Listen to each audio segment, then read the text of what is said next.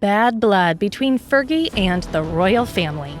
I've made thunderous mistakes. For such a smart woman, why does she behave in such an idiotic way? How did Sarah Ferguson hit rock bottom? Good news doesn't sell papers, and bad Fergie sells. We all make mistakes, and why should anyone judge us? Some royals even thought that she was a shame. You didn't marry to get the fairy tale. They think it's real life in there. Not to mention a huge bribery scandal. I'm very grateful to being in that position in a way when I hit rock bottom. I certainly wouldn't be here. There's no question about it. She was divorced from the family just like Diana. I'm afraid for Diana and I, we learn, we're like rivers, we want to learn more. So she was always perfect, and along comes me behind, and I was always imperfect. So how did Fergie manage to rise from the bottom? Ferguson's royal journey began as a fairy tale. And it was such an amazing feeling. It's just a feeling you marry a prince and then everyone comes out for you. And there you are, a princess. The reality hit her shortly after the wedding. You didn't marry to get the fairy tale, you married a man. You fell in love and you married the man, and then you've got to come to terms with the fairy tale. Ferguson has been heavily scrutinized by the media.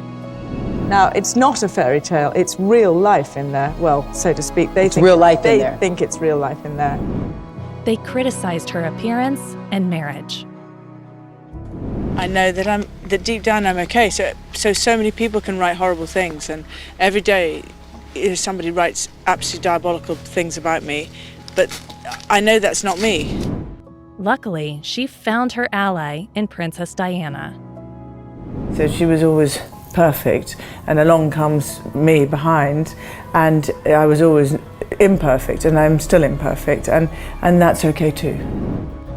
The two royals always supported each other.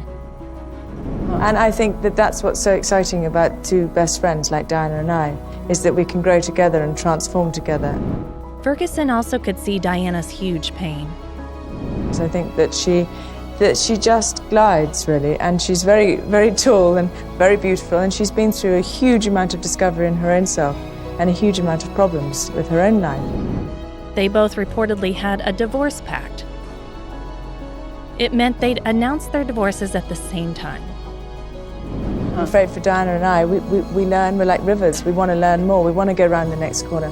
We're hungry for life, we're very curious. Fergie's crumbling marriage caused controversy, and her topless photos in a tabloid became a scandal. So I know what it's like to feel alone, to be isolated, that I feel I've got no self-esteem. Everybody goes through mistakes. We all make mistakes, and why should anyone judge us? That incident and her divorce estranged her from the family. Fergie even received a note from Princess Margaret. "You have done more to bring shame on the family than could ever have been imagined." Now she can't even spend Christmas with her daughters.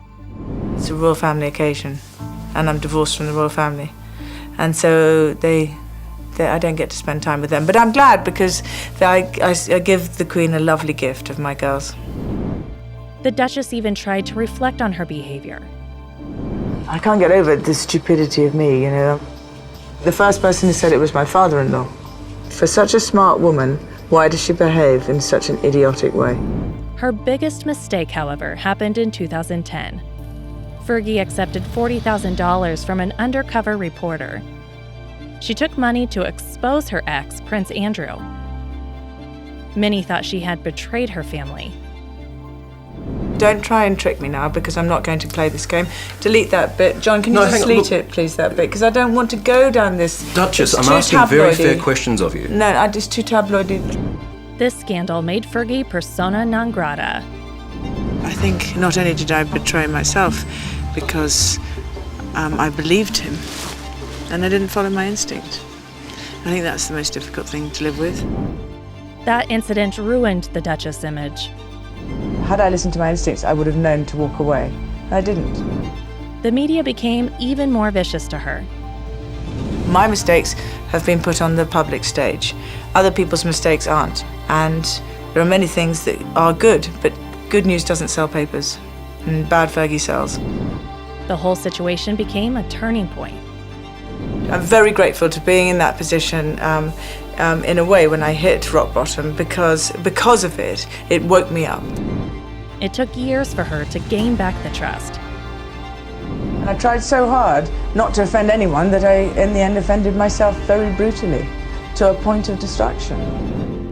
Fergie is still divorced from the royal family. The only difference is that she's at peace with herself. I think that I'm very strong right now because I have the tools to be able to know how to deal with my life. Does that bring happiness? I think it brings a sense of contentment and peace, which I haven't had for a very long time. Her children helped her on that journey. And had I not had this faith and this great heart and this great belief in life and the passion for humour and joy, and my great children and my ex-husband, I certainly wouldn't be here. There's no question about it.